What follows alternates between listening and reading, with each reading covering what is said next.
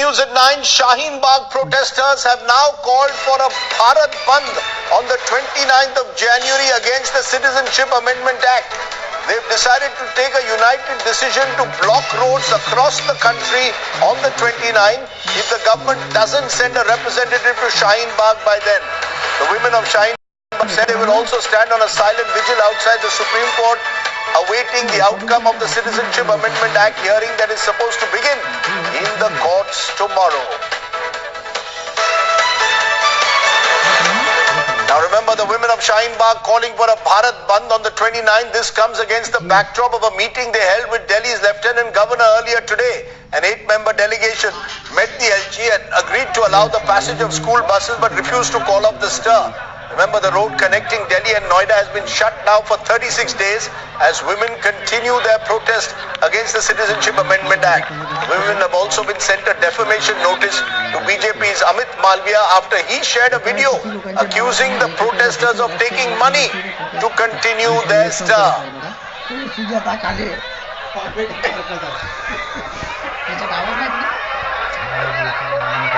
So that's what we are hearing from Shaheen Bagh. As I said, there are reports coming in of a Bharat Bandh now being called by the protesters at Shaheen Bagh. Let's go to my first guest this evening, the Lieutenant Governor, former Lieutenant Governor of Delhi, Najib Jung, who's come out strongly against the Citizenship Act. He was also in Jamia yesterday. He is a former Vice Chancellor of Jamia as well. Appreciate your joining us, Mr. Jung. The big question that I'm going to raise is, starting off, you are among those who is now calling for a dialogue between the government and the protesters. But how does one call for a dialogue when there seems to be no meeting ground? Amit Shah has made it very clear today, there's no turning back on the CAA. The protesters are saying we are going in for a Bharat Bandh. What's the middle ground you see?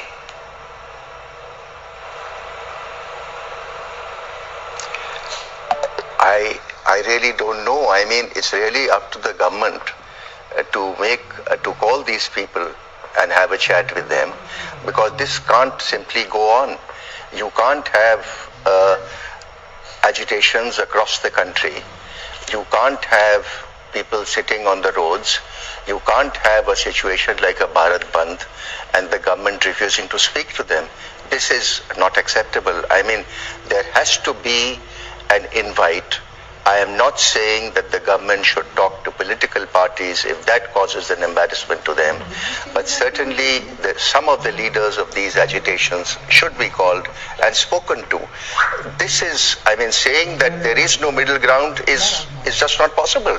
We can't let the country slip into chaos. It's not about slipping into chaos, Mr. Jung. There is a need for at least some kind of basic agreement on the need for a dialogue. At the moment, the protesters are upping the ante, saying they are going to go for a Bharat Bandh, and we've got the BJP making it very clear there's no turning back on Citizenship Amendment Act. You tell me, what is that middle ground that you see? I heard you in Jamia yesterday suggesting that you believe that the act itself should be amended so that all minorities are included within the definition of those who are religiously persecuted. Do you really believe that's a workable formula given the tough stand that the Modi government has taken? I think it's a very simple solution. The CAA as it stands today, to my mind, is not constitutional, and therefore it is only sensible to have two approaches to this. A, that you include the others that you have excluded, or remove all names. I mean, I see no point in being cussered over this and letting this drag on. There is no other solution. I also think, I mean, apart from the CAA, that there is concern now about the NPR. I mean, you are asking people to prove their lineage, their parentage. People coming from Pakistan, for instance, I have dozens of friends who have come in from the Punjab. Our former Prime Ministers, Manmohan Singh and Indra Kumar Gujral, came from Pakistan. Now, are they going to prove where their fathers came from? Their fathers died decades ago. So this is creating an existential question in the Muslim mind, as well as an issue where non-Muslims will have to bribe their way heavily through petty bureaucracy. Is going to be an expensive, chaotic exercise which will go on for years. It is not practical. It is creating consternation in everyone's mind. Even those who support the CAA feel that this is not the opportune time to go with it. We need to get our act together and bring communities together. How do you respond to those? If there is an impression How? that, Yes, go ahead. in the Muslim mind, Yes, go ahead. Please complete. no, if there is a question in the Muslim mind, then that has to be removed. The Honorable Prime Minister invoked Swami Vivekananda in Calcutta. Well, Swamiji said that he would prefer a Vedantic mind and an Islamic body in India. He said, I belong to a great religion that believes in true religions. So we have to not single out any community in India. There are 250 million Muslims. There are many, many Christians. This consternation from their mind must be removed.